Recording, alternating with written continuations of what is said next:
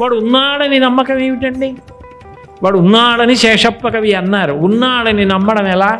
అడవి పక్షులకెవ్వడాహారమిచ్చెను, మృగజాతికెవ్వడు మేత పెట్టి.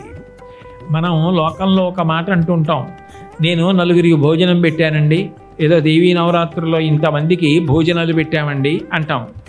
శేషప్ప కవి నిలదీసి ప్రశ్నించాడు.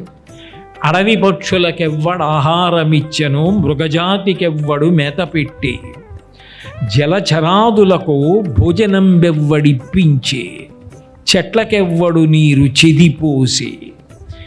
స్త్రీల గర్భమునందు శిశులనెవ్వడు పెంచే.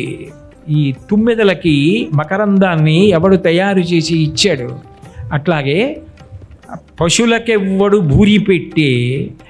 ఆ పశువులన్నింటికీ కూడా పచ్చిగడ్డి పెట్టినవాడెవరు అంటే ఆయనే పెట్టాడు. నిజానికి జగత్తుకంతటికీ అన్నం పెట్టగలిగిన వాడెవరు అంటే ఆయన ఒక్కడే పెట్టాలి. దానికి ఆయన ఉన్నాడు అన్న మాటకి ఎంత గొప్ప మాట చెప్పాడో శేషప్ప కవి.